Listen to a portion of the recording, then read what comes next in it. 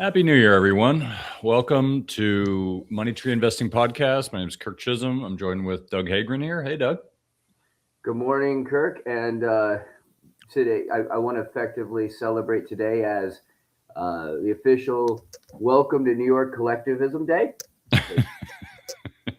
Because we got a new regime in New York City that is ready to push back on the laissez-faire society of New York and bring everybody together as one cohesive marching unit. Let's go. New York City. One for all and all for one. One for all and all for whoever's in power. That's right. Exactly. Just like every other communist regime.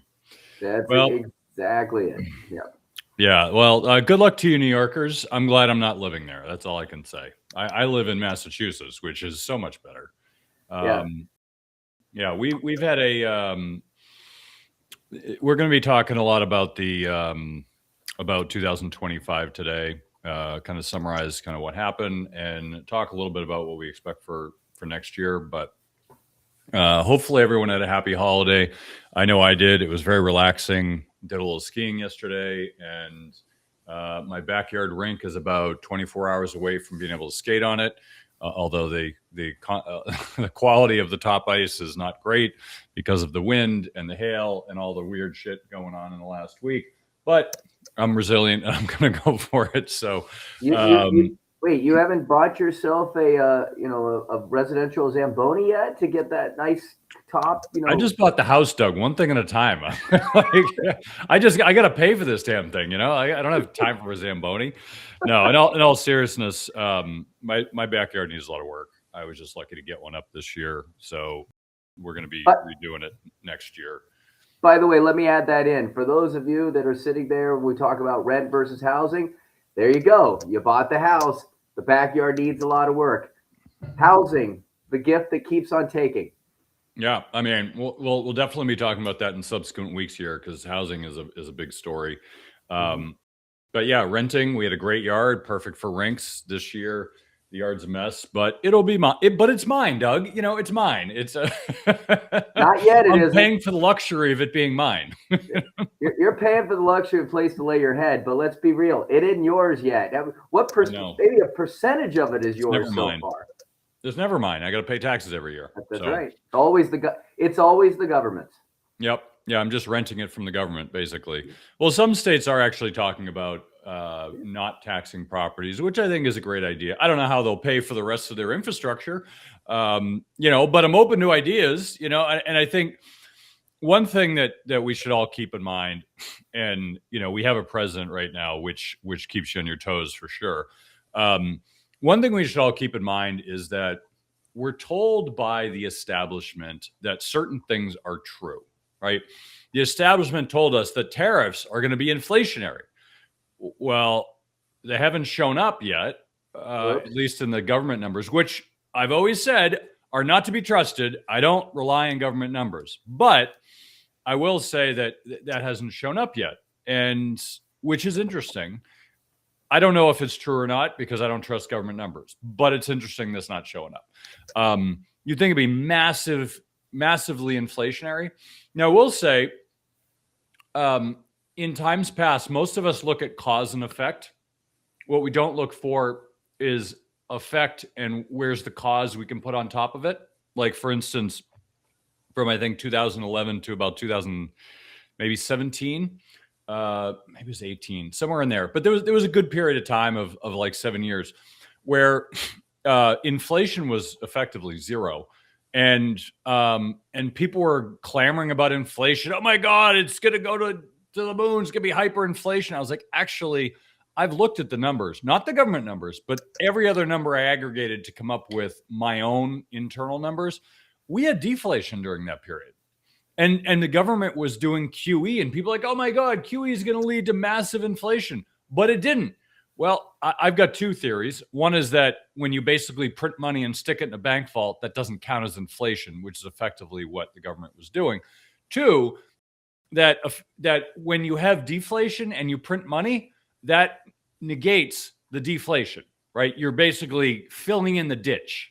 If you think of deflation as a ditch, you're filling it in with inflation. So they smoothed it over and it was zero. So everyone said, well, this leads to inflation. Yeah, you could be correct. But at the time we were having, in my opinion, deflation or deflationary effects. And that evened it out.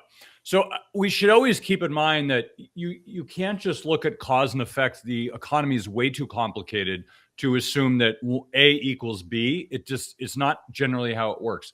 There's correlations, okay? It's not necessarily causative, but it's highly correlative, right? Now, there are things that are causative, but very few. Most things are correlated. And we look at them as causative, like, oh, tariffs equal inflation. Well, maybe. We don't know, right? And I was a little suspicious at this because, how could you do something so overtly stupid on the surface that everyone knows that tariffs equal inflation, and yet we haven't had it? So, you might look at Trump as a buffoon. I don't know what to make of him. I don't know if he's smart or dumb, but I know that Bassett is very smart, and he's not going to do something insanely stupid. He's a smart guy. And so I look at these things, I say, all right, there's got to be more going on than what we perceive in the public. We might not know all of the details, but it's interesting. So we're going to talk a lot about this year, about different things like this, because I have a prediction this year, and it is going to be, we're gonna go over predictions probably next week. But one of my predictions this year, I've got two predictions. One, no one's going to go to jail over this healthcare. This daycare fraud that's going on in Minnesota. Thank you, Doug, for your contribution to this. No one is going to go to jail for this, except for maybe a little. Me because my taxes aren't going to me; they're going, the money that goes. They're going to Somali pirates. Yeah. But I guarantee no one of note, and I'll say that the low-level Somalis might go to jail. No one of note is going to jail. I guarantee you that there's high-level people that are culpable. I guarantee nobody's going to jail. That's my prediction. Just like during COVID, nobody went to jail, even though there were many criminal activities. No one went to jail for 2008 housing crisis. No one went to jail for that. Just no one's going to jail. That's my first prediction. My second prediction is going to be that we're going to see a lot of crazy stuff this year. I'm getting a whiff of some of it, and I'm going to talk about it over the next few weeks. But I predict that we're going to see some crazy stuff this year in the markets. It's not all going to be sunshine and roses. I know everyone thinks it's just going to keep going higher.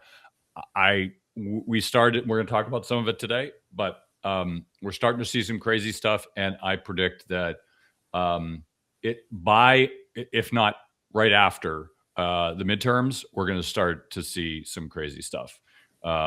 I think Trump's going to try to keep a lid on it until then, but I don't know if he can. And I think we're going to see some crazy stuff. So those of you who are buying the Mag 7 and forgetting, good luck to you. I wouldn't want to be in your shoes. So we're going to talk about some stuff here. But before we begin, Doug, how was your New Year's? New Year's is great. You know what? It's New Year's to me. It's about family. It's about ideas and plans and reset for the upcoming year. You and I have talked about that. A lot of conversations. I've got a daughter that's going to finishing up the last half of her junior year, so we're in the the throes of kind of the final push for college. And my son is 4 years younger than her, so I'm one of those lucky families that does not have an overlap.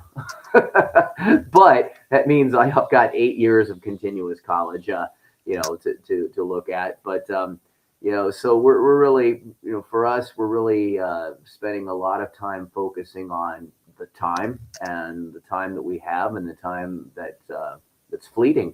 And I think this is normal reflection for anybody with family. I think it's also normal reflection for anybody as they're getting older, getting in their 50s and kind of looking at how life transcends. And so I think coming out of 25 into 26, a lot of reflection, a lot of thought, but family. I mean, and we've spent a lot of good time over the last week or two, trying to make the most of that, because as anybody listening knows, if you've got kids in high school, I mean, not even just high school. I mean, Kirk, you've got kids in hockey. I mean, these kids, they're running all the time in ways that we did not run. Gen X, we grew up running ourselves, right? We were just out doing things, spending time with things. Now, between clubs and organizations, I mean, my daughter, is in multiple things in school where she's got like 79 volunteer hours to do per semester. She's constantly gone doing something, and that's intertwined with homework and soccer and this and that. But I will tell you one thing that's really cool. She ended up putting together for several nursing homes, and she got her CNA earlier this year. And she's a saxophone player, and she went out and played holiday music solo on her sax for 3 different nursing homes for the residents of those nursing homes, and really tried to make their holiday spirit shine. And it was incredibly well received. They want her back already to maybe come in January and February and play something again. So that was really cool to really see. You got these people up and dancing and singing, and I mean, I'll tell you what, that's what matters in life, when you can have an impact. Yeah. Yeah. No, that's great, Doug. I agree. I think it's definitely, I'm still in the midst of my year-end work that I do each year. I have this process I call best year ever that I do. And actually I've kind of shared it with a bunch of other professionals, because it's so powerful if you do it right. But it's basically a process of kind of like reflecting on your life and where you are, where you want to be, and just basically threading the needle of helping you do that this year. So I'm still in the process of doing that, but I can tell you every year it's changed my life, because it's helped me accomplish things I've never thought I would accomplish. So it's a very powerful process. But we're going to get into a bunch of stuff here. There's a handful of things that I think, I'm just going to touch on the daycare fraud really quick. Then I'm going to move on. But I saw a post on that somebody put out, Peter St. Onge, and he's a smart guy, he's a PhD, and he wrote this thing: is imagine if you could cut 1.5 trillion of fraud, you could basically exempt all income taxes up to 200,000 in income. I mean, if you could just imagine for a moment, like the amount of fraud in our government. We all know what happens, and we just kind of accept it, unfortunately. But imagine if you could actually get rid of the fraud, how much better off we'd be as a government. There's massive. I mean, somebody I follow this woman who used to be very much in the government, and she claims there's $21 trillion missing. We don't know where it is. It's just gone. And people have their suspicions. I'm not going to put on my tinfoil hat, but just missing in various aspects. And it's fascinating to go down the rabbit hole and follow the trail, because there's actually one of the big chunks was right before September 11th, oddly enough, and the Pentagon was missing it. And so I will say there's probably a lot of places that it's going, not just one, but it's just something to keep in mind that it definitely could change the financial elements of our government if we just got rid of the fraud.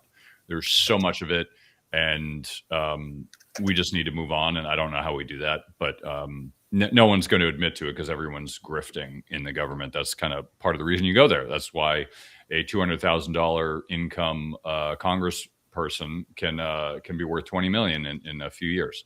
So anyway, but I want to touch on today is something that actually happened over the last week, and I'm going to point this out here. So in the last week, we saw massive skyrocketing of precious metals prices. We saw gold and silver take off when no one was around. And silver had a lot of massive days. There were some 7% up days. There was a 7% down day. I don't even know all I was taking time off, but there was like a 10% day, almost 11. It's crazy. And platinum, I think we talked about last week, platinum was up like 11% one day. I didn't even know it. I just saw it and I was like, whoa. So there's a lot of that. So here's what happened, and here's why I want to bring this up, because here's a lesson for all of you cuckoos who are investing in silver, myself included. So I remember back, and I think it was 2011, I believe, and the last time this happened, So basically from 99 up until I think it was 2011, 2012, I forget the exact year. Basically precious metals were going through the roof, like just skyrocketing. And at that time, you saw gold and silver really taking off.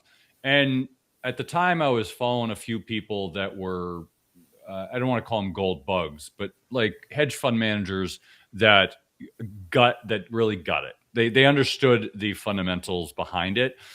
And one of them was trying to basically break the futures exchange. So what he was doing is his claim was there's not enough silver to back the futures. Now there has to be enough silver to back it. So if I buy a futures contract where in 1 week I get, I don't know, 1,000 ounces, like 100,000 ounces of silver, then in a week, if I call it and say I want that delivered, they have to deliver it to me in good order, right? And has to meet certain specifications. That's a requirement of future exchanges. I require this in good order, and you have to deliver it. Now, if they have that, they should be able to deliver it. This happens all the time in futures. Like in ag, I want soybeans. Somebody delivers me, a pallet of soybeans because that's what I ordered, right? And this is what happens in futures markets because people require the silver to make, industrial goods, or people require soybeans to make the foodstuffs that they make. So this has all been happening for over 100 years. It's the center point of commodities, right? Now, the claim is they didn't have enough silver, that it was just paper silver. And they were just, because people weren't requesting it, so they just kind of leveraged it. So what he did is he bought a bunch of futures contracts and said, I want delivery. Now, technically, they have to deliver that. However, they can change the rules. And here's the lesson for all of you today. The government, the exchanges can always change the rules on you. What do you think happened with the Hunt brothers when they tried to corner the silver market? The exchanges and the government changed the rules and cost them a lot of money. And they were basically, they had cornered the silver market. And the government changed the rules on them. There's a few things they can do to change the rules. Okay, and here's what you need to understand. One thing they can do to change the rules is what we're sharing right here. Now, this is a lot of gobbledygook, and you probably can't understand it, but I want you to pay attention to two things. Here is, this is basically for silver. Okay, I want you to look at it's called span minimum performance bond requirements. Now, if you look here, you're going to see COMEX silver, 5,000 silver contract. You got palladium, you got platinum. Okay, look at the silver. So in the silver, it says current initial, and this is margin. Okay, so in order to buy the contract, the initial margin is 22,000.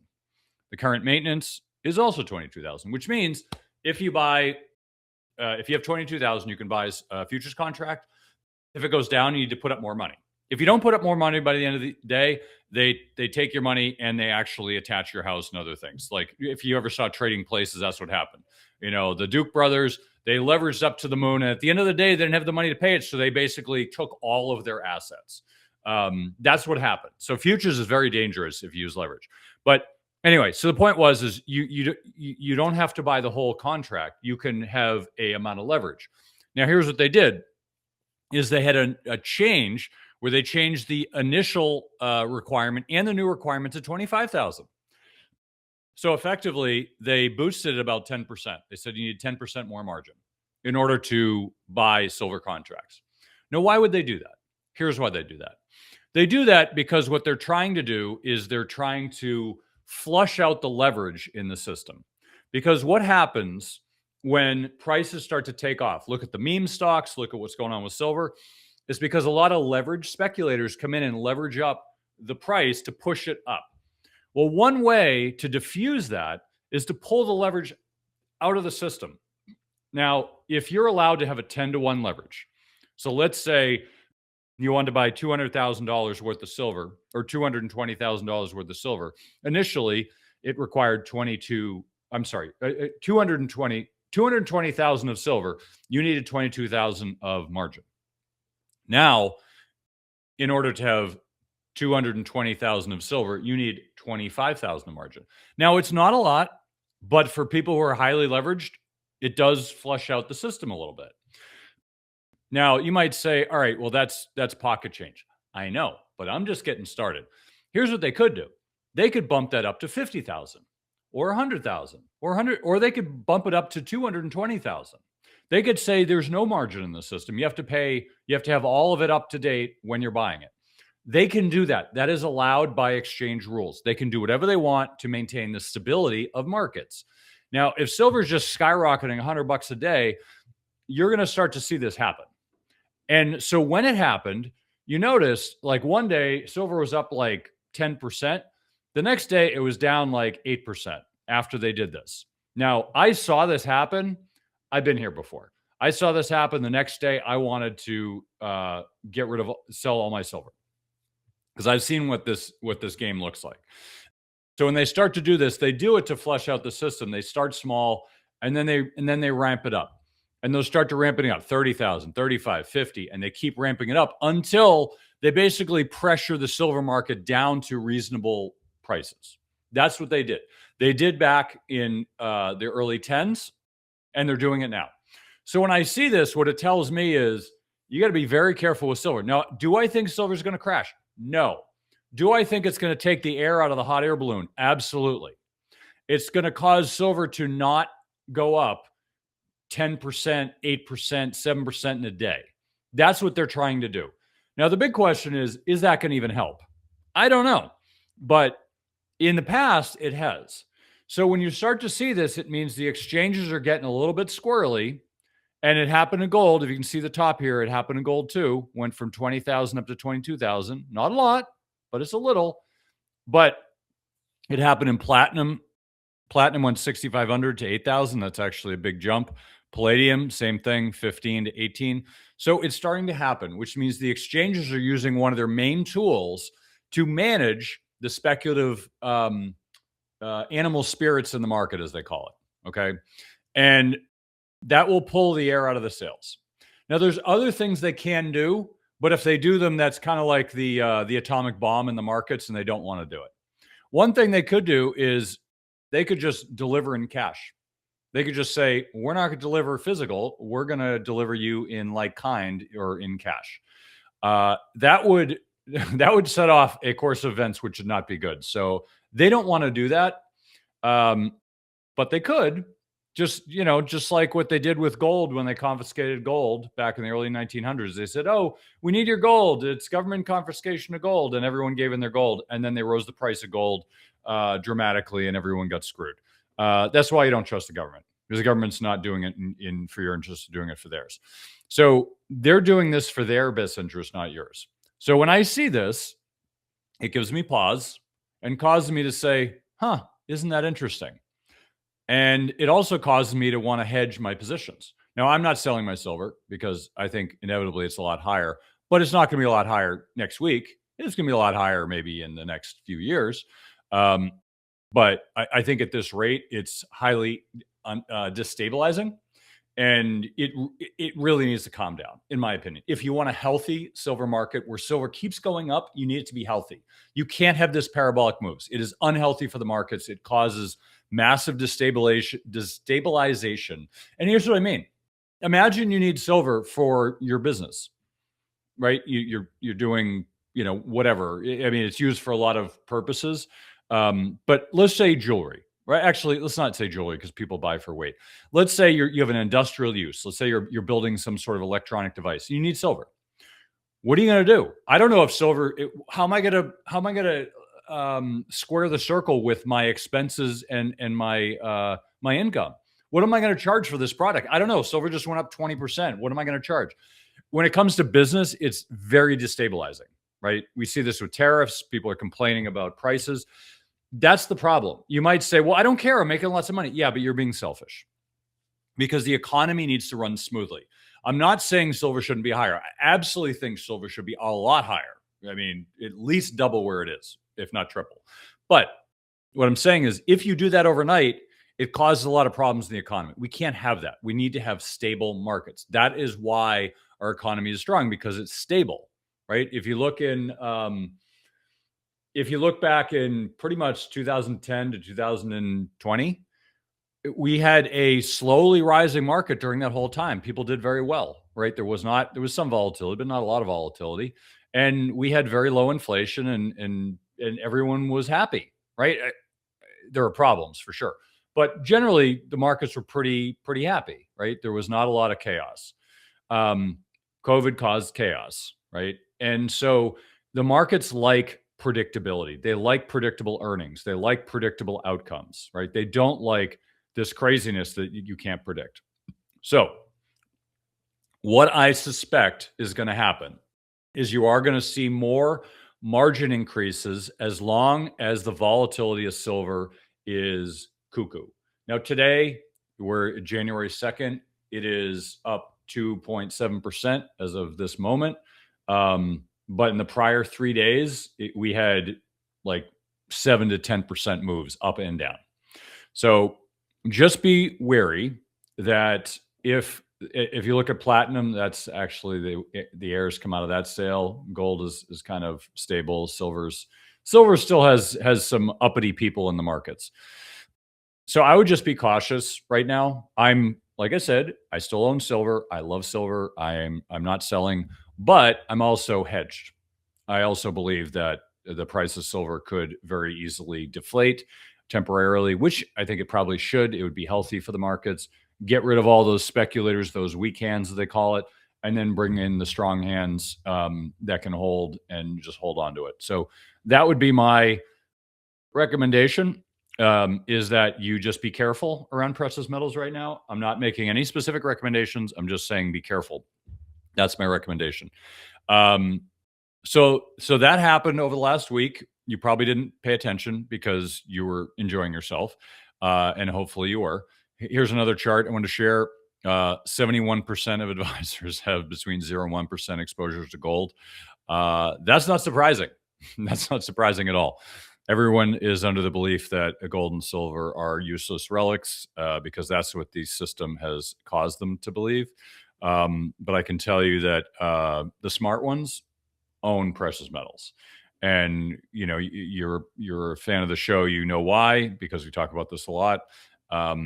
I suspect if not this year, maybe in subsequent years, things are going to get a little cuckoo. And if you don't own precious metals, you're going to wish you did. I live in the great state of Massachusetts. I may be the only one who calls it that, but I digress. The great state of Massachusetts has a commercial funded by the state that says, you can't win the lottery if you don't play. For the moment, let's ignore the fact that there's a state-sponsored commercial suggesting that you go out and spend your hard-earned money gambling on lottery tickets with odds of over 100 million to 1 of winning. But it's true, you can't win if you don't play. I'm giving you the same opportunity here in the show. The only difference is I'm not asking you to buy a lottery ticket. I'm only asking 5 to 10 minutes of your time. But I will pay you at least 100 million Zim dollars for your time. We do have some foreign listeners, so if you don't like Zim dollars, we may have some other currencies as well. If you want to earn over 100 million Zim dollars, go to www.moneytreepodcast.com/free money to get your free money today. Anyway, what are your thoughts, Doug? Well, I've been meaning to pull this out for weeks and weeks as we've been talking about this. This bag right here. Some junk silver. Let's see. Investment Rarities Incorporated. Don't know if they're still around. And in this bag is, if I don't spill it everywhere, silver coins. Can't really see it because I got the blurring system on. But this bag has been in my family since my parents acquired it in 1979, 1980. You were talking about the hunts.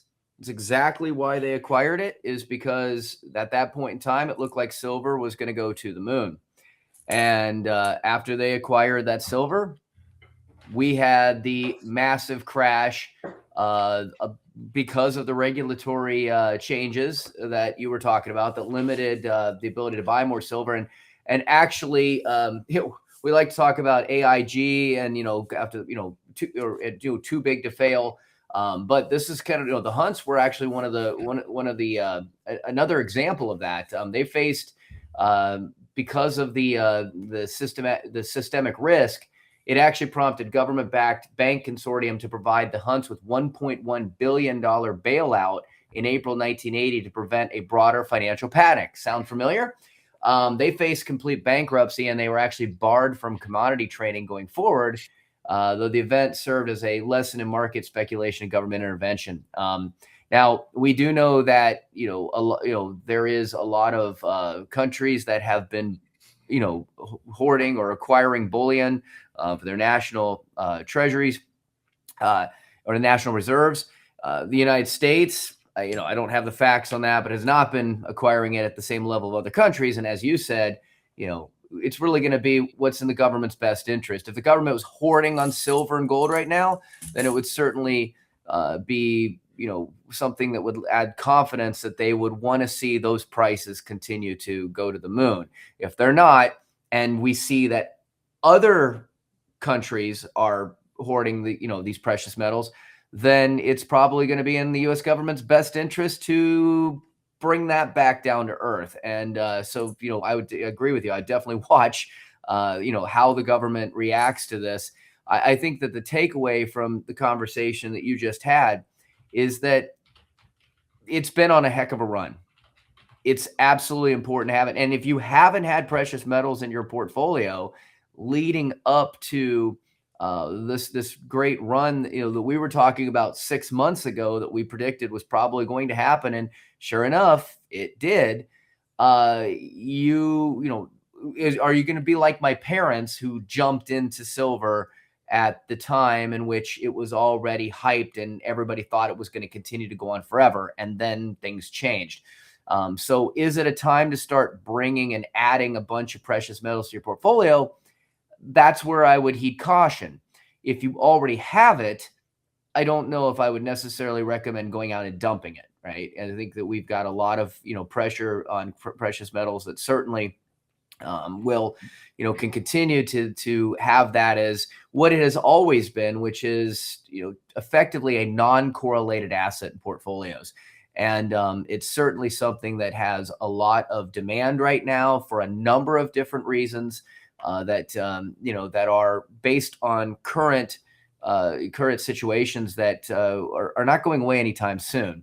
And then, but ultimately, if, it's one of those things where, just watch it very, very closely. I think that if we're really taking a look at, what a couple of things that you talked about with inflation, I think, 2025 was a year of where that soft landing narrative finally got stress tested. We talked, there was for 2 years, the markets kind of clung to an idea that the Fed could tame inflation without breaking anything meaningful. 2025 did expose cracks. Inflation definitely moderated, but it never returned to the old 2% world of, deflationary period that we went through for a long time.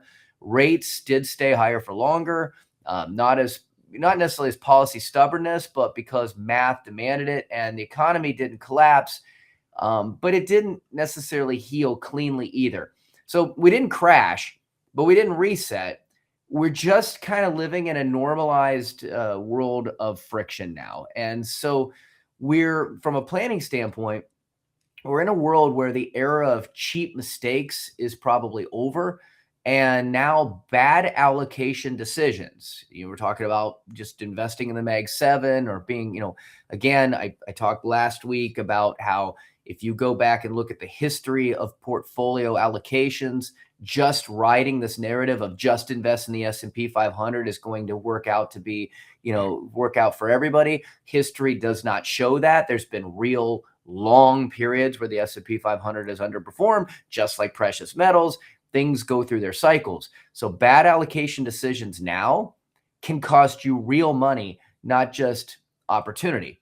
The other thing that I want to look at, along with that is rates, right? Because we talked about rates staying higher for longer. They're not temporary. They're structural. I think this was a year that people finally accepted that debt has a cost again. Capital has to justify itself. Drivers that didn't go away this year, massive federal deficits are still there. I know there's talk about how we were going to absolutely, again, the rhetoric has been, hey, look, this policy, these tariffs was going to eliminate these massive federal deficits. There has been some data out there that has shown that, at least, again, trust the narrative, trust the government, questionable. But of course, they love to push out that the deficits have been tempered a little bit. You talked about, started this conversation about property taxes and those costs there. Again, works in Florida because Florida's got tourism, and tourists get, if you want to come in and spend your money at Walt Disney, or you want to go on that cruise that's going to be leaving from the ports of Florida, guess what? You're going to pay to support Florida. That doesn't work in a place like Texas. Yeah, they've got some, they do have some cruise lines, but the reality is that a place like Texas, they don't have property, they don't have income taxes, but they pay for everything through their property taxes, and they don't have the tourism to offset that. So how does a state like Texas get rid of property taxes? That's where I think, people love to say, let's get rid of all this, but they forget you have to pay for something somehow. So unless you can get it elsewhere in a way that's not going to impact your residents, you're going to impact your residents in another way. Another thing that's going, in 2025, again, aging demographics is a real issue. Deglobalization, supply chain reshoring is an issue. Persistent wage issue is, pressure is an issue. Rates didn't rise because the Fed got aggressive. They rose because the world got more expensive.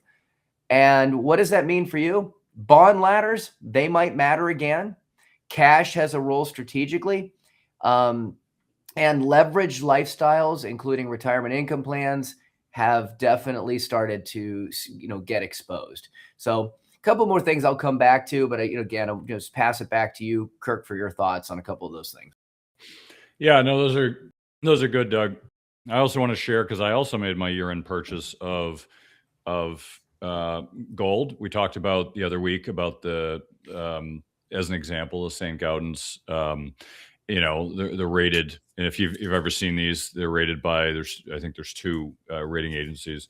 But I got mine at the end of the year. I do it, whenever I can, to just stock it away for my kids, just a little each year. And at some point, maybe things go to hell, and I'm glad I have it. But it's really there to protect wealth over the long term. I'm not speculating on it, but it's just like what Doug said: is you buy this stuff and you hand it down. If you ever need it, you got it, and it's nice to have. But it's like anything else. Like you own a house, you own artwork, whatever you own, like gold, silver, it's the same thing, right? It's just it's a way to store wealth over time. All right, so I want to get into a bunch of different areas here.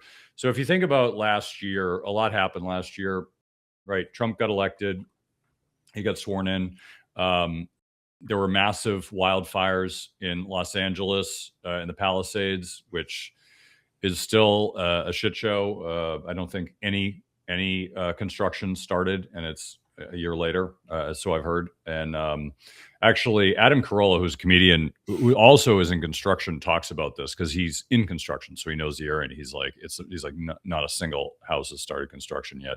He's like, it's a year later and nothing's happened. So I would not be living in California right now. I would not be living in New York. Those states, there's reasons people are leaving, and it's just getting worse. And I'm going to interject on that really quickly. Even Bill Maher, who is, again, he's liberal. He's a liberal. He's a liberal has boomer. Complained, and he actually had Gavin Newsom on his show and drilled him on the fact that the regulations are so impossible to get anything done. He said, I think he said he'd been waiting 2 years to get approval to fix his roof.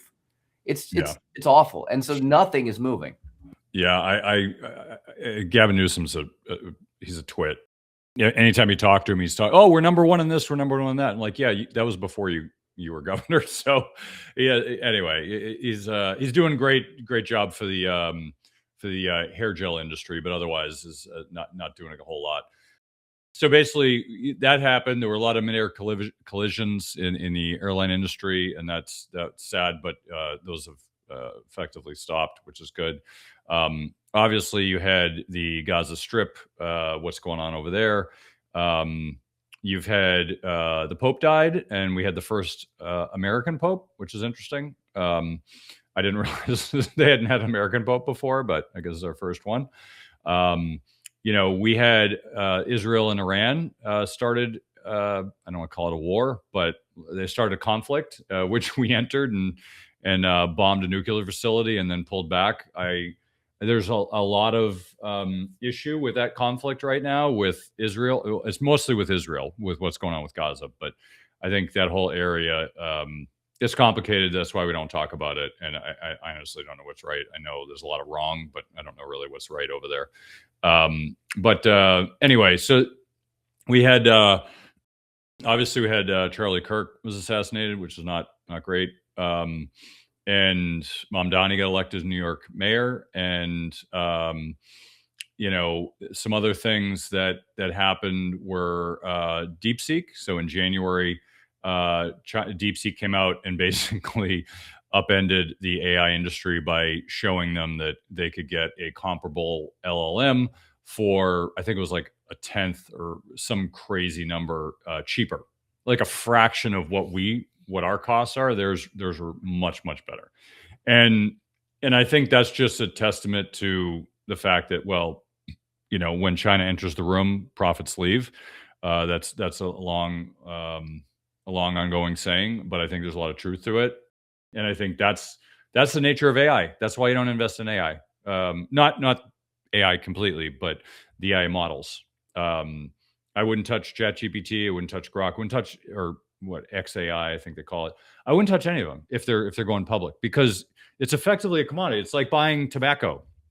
Anyone can make tobacco. It's not hard. You can make soybeans. There's a reason why they're called commodities. And I think this is the next iteration. It's just going to be a commodity. There's no moat. There's nothing causing anyone else to not compete. I think it's basically, we're spending a lot of money on this. There's strategic,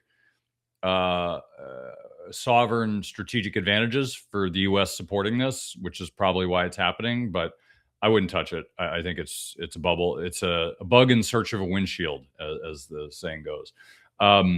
So Trump had a lot of tariffs in April, and then he tacoed. If you haven't heard, the acronym TACO is Trump always chickens out. And in April he did, and pulled the tariffs back, and the markets went on a historic run, another historic run. I hate saying that word because everyone says it, but basically the markets have been up since. Precious metals had a gangbuster year. Silver was up somewhere like 120%. Gold's up, I think, like 70, 80%. And a lot of interesting things have happened, and we're going to talk a little bit about some areas that I think you should be aware of. So we talked about precious metals. Let's see. I want to share this chart because before we move from the precious metals topic, this is the central bank net gold purchases. This is the first half of 2020 of the year, and the second half. Yellow being the second half. So as you noticed, there's certainly a lot of purchasing by central banks in the last 3 years, and this is all central banks, and this is net purchases. So buying and selling. This is just if you aggregate them, it's the net buying. So a lot of central banks are buying precious metals, and that doesn't look like that's stopping. Especially since you have Basel III coming into effect, I think June or July of this year, which means by then, gold is considered 100%. I'm drawing a blank, and this is my New Year's Day +1 brain fog. But banks are required to have certain assets on their books that they can leverage, right? U.S. Treasuries count as 100%. Now gold counts as 100%. So effectively, if they have gold in their balance sheet, that counts as an asset 100%, and they can lever that up. Now, in the past, it was I think it was like 20%. I forget the actual numbers, but they couldn't lever it that much. So what's happening a lot right now is banks are feeling uneasy about holding U.S. debt. I can't imagine why, but they're uneasy owning U.S. Treasuries. So now they're allowed to own gold. So what a lot of them are doing is buying gold instead of treasuries, because gold is stable and it can't be inflated away. And it can't be defaulted on. So the smart banks are buying gold. And you could see this. JP Morgan, we talked about it a few weeks ago. JP Morgan was a net short silver. I think it was, I don't have the net short number. So it's around, let's say 50 million. It was somewhere between 40 and 80, I believe. But they were net short silver. And as of, I think it was a few months ago, they were net long like 750 million ounces. Huge change. And they've been buying silver. A lot of people speculated they were keeping the lid on silver prices, and now they took the lid off. So the sky's the limit right now. I think silver is going to find its natural equilibrium at some point, which I think is good. And so that's why we like silver, is that all of the things suppressing the price of silver are pretty much long at this point. So central banks don't own silver, they own gold. So just keep that in mind. This is just all right. So, here's some things to keep in mind right now is that right now we have, I'm going to have a few more precious metals things since we're in the mood. And then I'll leave it to Doug to wrap it up. So right now we have platinum. Most platinum is produced in South Africa, some in Zimbabwe, some in Russia, some in Canada. But most of it's in South Africa, which right now is not all that stable.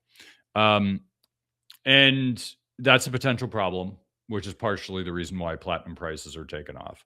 I also want to point out that platinum, which I don't buy platinum. It's just one of those things. I understand silver, I understand gold. Platinum's kind of this weird thing for me, but so I don't trade it. And which, by the way, is a lesson for all of you. If you don't understand something, it doesn't mean you have to trade it.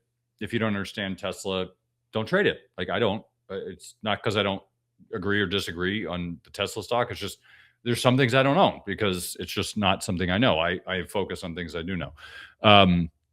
So here, the estimated supplies, bit sketchy, but according to the World Platinum Investment Council, which is kind of the industry trade group, the above ground supplies in 2022 were 5 million ounces.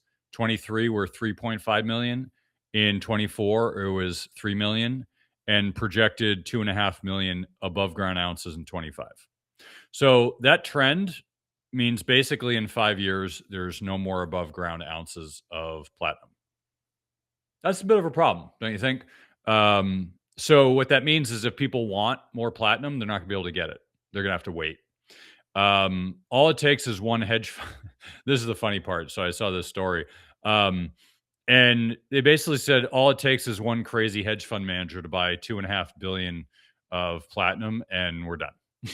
So, and I'm not saying that won't happen because that's kind of things happen before.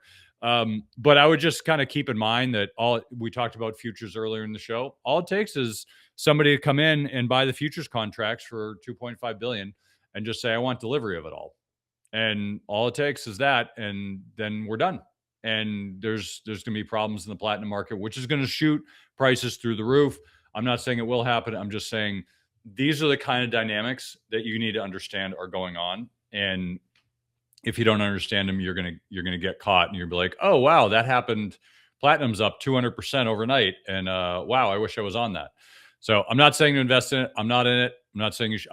I know this is going on. I'm still not investing in it because I've got other things I'm doing, and so I'm not giving you shiny objects to chase. I'm just telling you how the markets work fundamentally in commodities.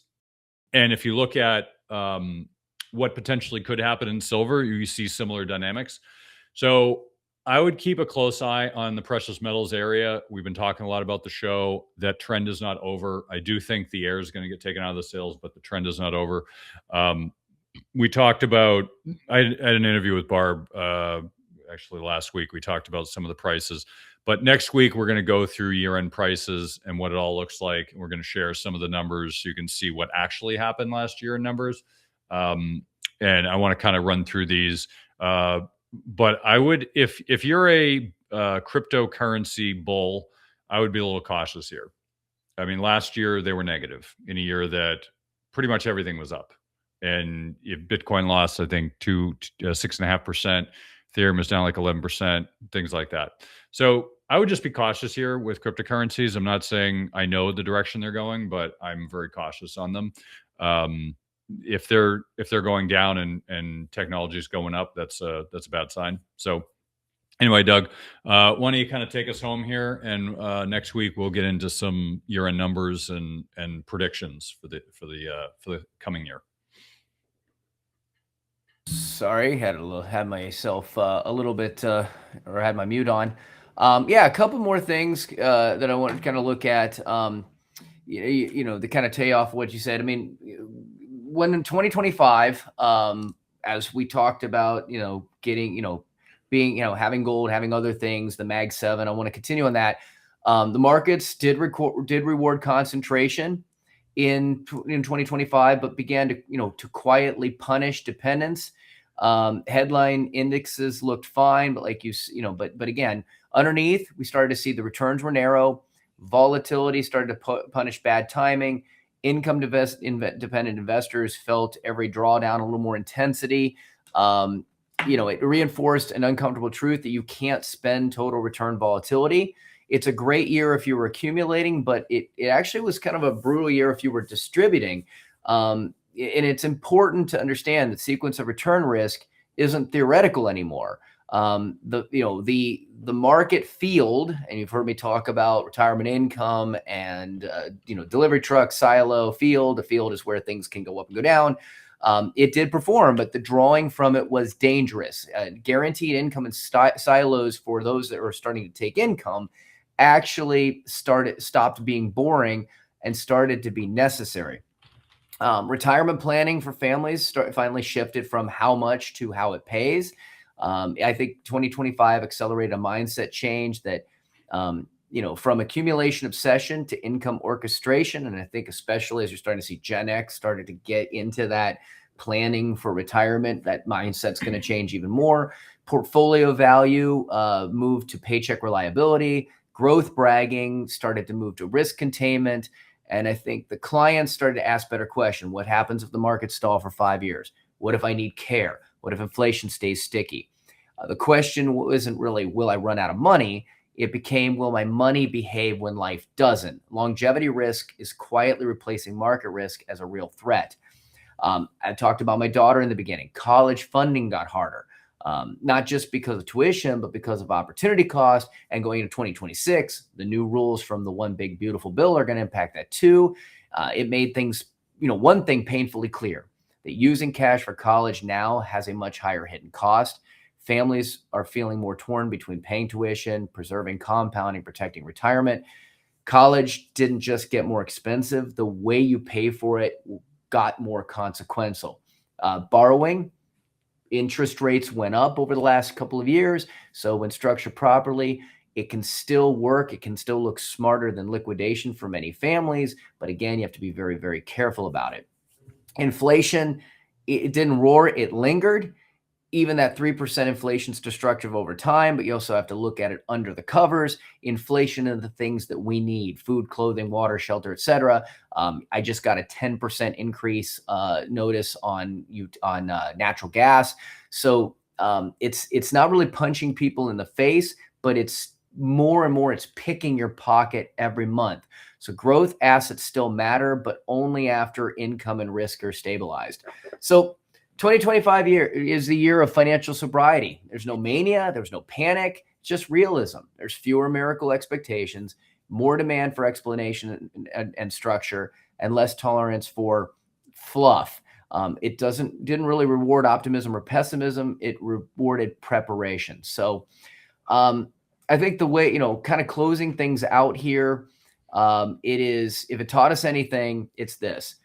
The problem wasn't volatility, inflation, or interest rates. The problem was pretending they were temporary. The people who felt the least stress this year were the ones with the highest returns. Weren't the ones with the highest returns. They were the ones with structure. As we head into 2026, the goal should be not to predict what the market will do, but to make sure your money still works when life doesn't cooperate. That's how you build a plan that lasts.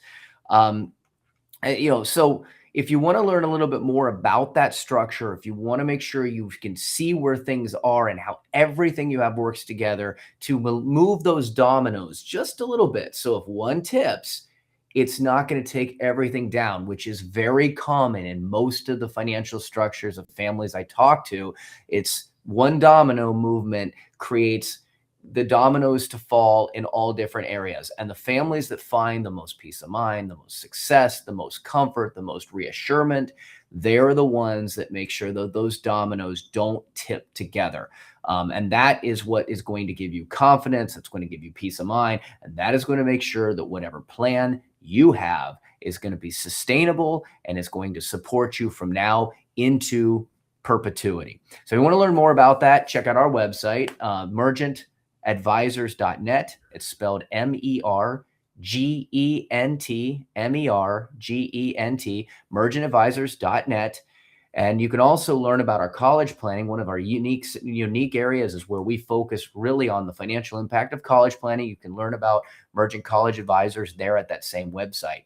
Because here's the thing, smart money families, they don't hope, they plan. Find out more, go to our website. And if you have any questions, reach out to me. Look forward to having a talk.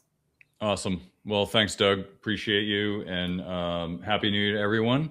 This is the wrap up of last year, and next week we'll do it again with some of the numbers.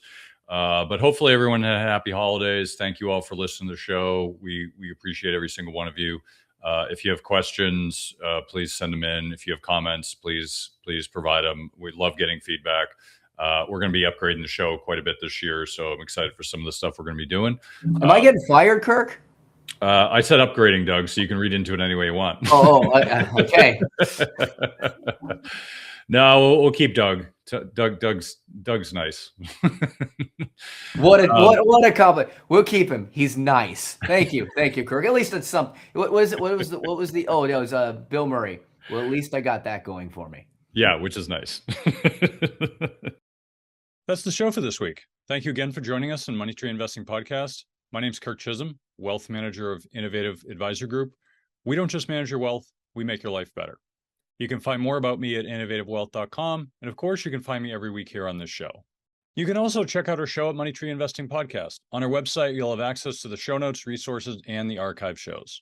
Please remember to subscribe on our YouTube channel for immediate access to the new shows when they're released. When you subscribe to the show, it allows us to get access to some of the top minds of investing in personal finance. While you're here, please leave a comment and question if you want us to address it on the show. Have a great week ahead, and remember, no one will care about your money like you do, so invest in your life.